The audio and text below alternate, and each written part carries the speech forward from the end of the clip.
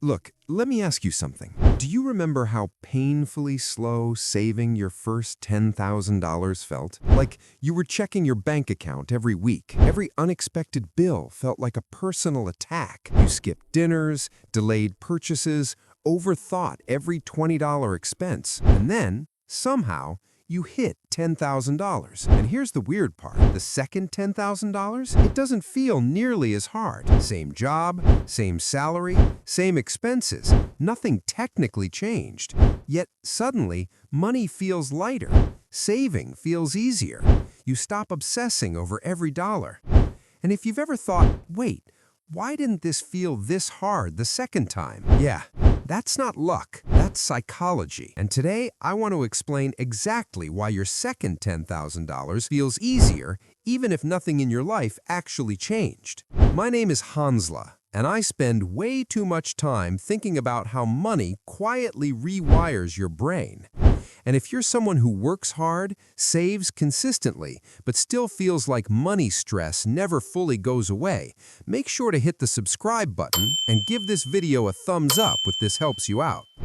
Because here's the thing, most people think saving is about income. It's not. It's about momentum, identity, and something most people never realize until it's already happened. Challenging the biggest myth early. Let's challenge a belief right now. People say saving gets easier because you earn more. No, that's not true, at least not at first. Most people who save their second $10,000 are making roughly the same money they were making during their first. So if income didn't change, why did it feel easier? Here's what most people don't realize. Your second $10,000 isn't easier because of math. It's easier because your brain changed. And once you understand this, you can intentionally speed up the process. The brutal reality of the first $10,000. Let's talk about why the first $10,000 feels impossible. When you start at zero or close to it, every dollar has a job. Rent, food, gas, bills, emergencies, random life nonsense. There's no buffer, so saving feels like self-denial. Behavioral economists call this loss aversion. According to research from Kahneman and Tversky, humans feel losses about twice as strongly as gains.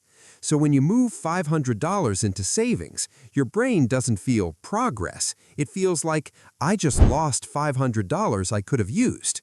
That's why the first $10,000 hurts. The math that makes it worse. Let's do the math.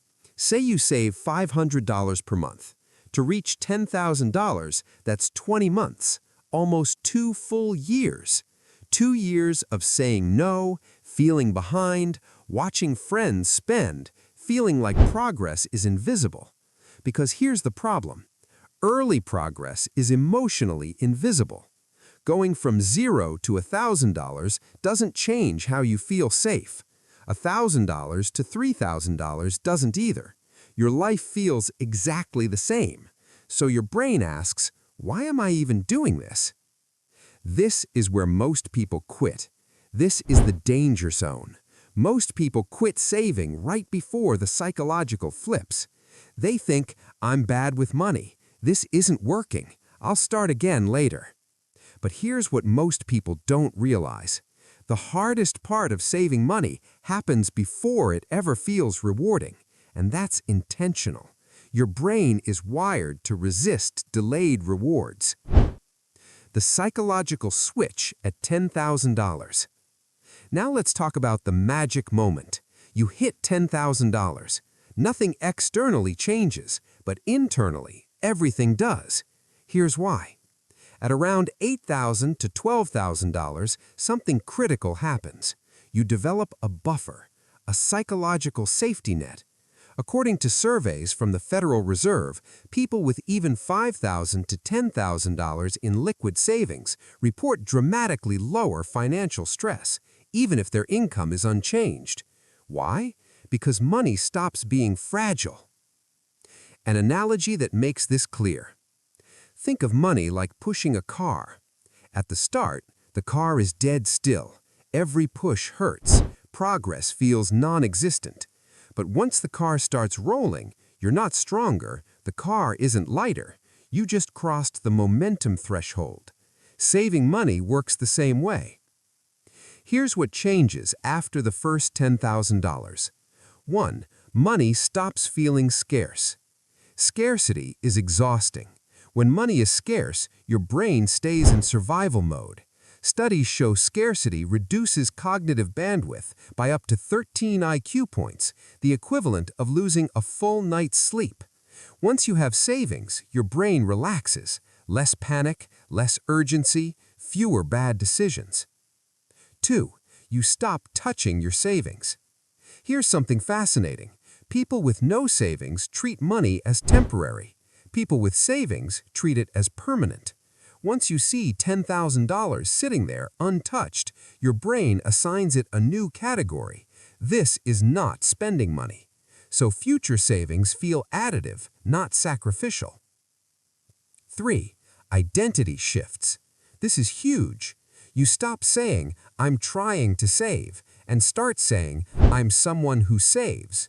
That identity shift alone increases consistency dramatically. Psychologists call this self-signaling. Your past behavior becomes evidence of who you are. Now, you might be thinking, "Hansla, that's great, but I'm nowhere near $10,000. I get it. And here's the good news. You don't need $10,000 to activate this effect. You just need momentum. How to hack the second $10,000 early. Let me give you practical steps. Step 1. Separate the first $1,000 immediately, even if you're in debt. This creates psychological separation. Your brain needs a "this is not for spending" bucket. Step 2. Automate progress you never see. Automation removes willpower. If saving requires a decision, it will fail. Set it, forget it, let identity build silently. Step 3. Track net worth, not account balance. This is where it gets really interesting. Net worth growth is psychologically motivating. Seeing assets up, liabilities down, creates progress even when cash feels tight. Step 4. Treat the first $10,000 as a skill test, not a financial goal. A skill. If you can do it once, you can repeat it forever. Why people self-sabotage after $10,000? Here's the trap. People celebrate by upgrading lifestyle, new car, bigger apartment, more subscriptions, and suddenly the second $10,000 disappears. That's not a money problem. That's a reward misalignment problem. The real reward is momentum. The biggest reframe. Here's the reframe I want you to remember. Your first $10,000 teaches you control. Your second $10,000 teaches you confidence. Your third $10,000 teaches you freedom, but only if you let the psychology work.